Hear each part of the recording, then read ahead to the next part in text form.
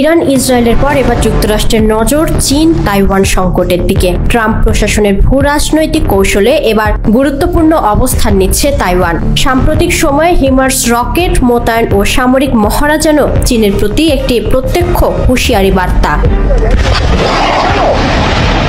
তাইওয়ানে বার্ষিক live fire মহড়ার অংশ হিসেবে যুক্তরাষ্ট্র থেকে আমদানিকৃত সর্বাধুনিক রকেট মোতায়েন করেছে দেশটির সেনাবাহিনী। যুক্তরাষ্ট্র তাইওয়ান প্রতিরক্ষা সম্পর্কের ধারাবাহিকতায় এই পদক্ষেপ চীনের বিরুদ্ধে তাইওয়ানের প্রতিরোধ সক্ষমতাকে নতুন মাত্রা দিয়েছে বলে মনে করছেন বিশ্লেষকরা।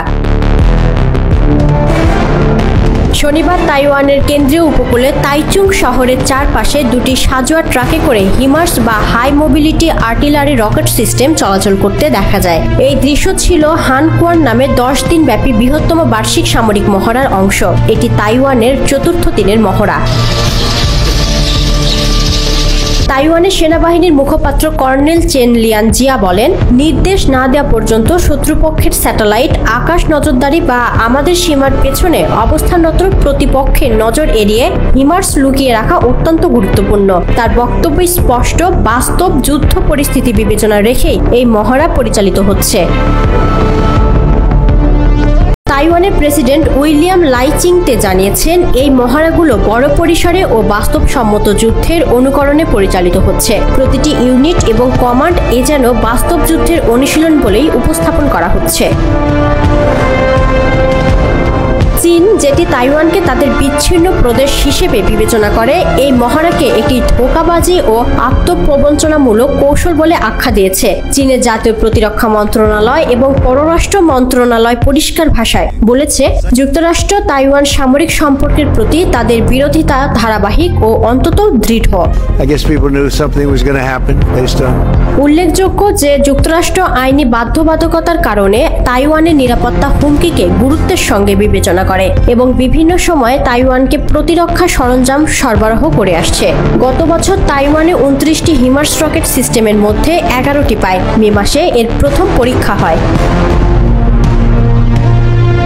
এই আধুনিক অস্ত্রগুলো প্রায় 300 কিলোমিটার রেঞ্জ রয়েছে, যার মাধ্যমে তাইওয়ান প্রণালীর অপর পারে চীনের ফুজিয়ান প্রদেশের উপকূলীয় ঘাঁটিগুলোকে আঘাত হানার সক্ষমতা রাখে। প্রতিরক্ষা বিশ্লেষকরা বলছেন, এই সক্ষমতা তাইওয়ানের কৌশলগত প্রতিরোধ গড়ে তুলতে একটি গুরুত্বপূর্ণ উপাদান। তবে যুক্তরাষ্ট্রের প্রেসিডেন্ট ডোনাল্ড ট্রাম্পের প্রশাসন চীনের সম্ভাব্য হামলার জবাবে সরাসরি মার্কিন সেনা মোতায়েন করবে কিনা তা এখনও পরিষ্কার নয়। যুক্তরাষ্ট্র তাইওয়ানকে অস্ত্র দিয়ে গেলেও সরাসরি সামরিক জড়িততার ইঙ্গিত খুবই সতর্কভাবে দিয়ে থাকে। রয়টার্সের প্রতিবেদন অনুযায়ী নাম প্রকাশে অনিচ্ছুক তাইওয়ান সেনাবাহিনীর এক শীর্ষ কর্মকর্তা বলেন, এই মহড়া বাস্তবে যুদ্ধের সম্পূর্ণ অনুকরণে সাজানো হয়েছে, যেখানে শত্রুর আক্রমণ ও পরিস্থিতি বিবেচনায় আগাম প্রতিরোধ গড়ে তোলা হচ্ছে।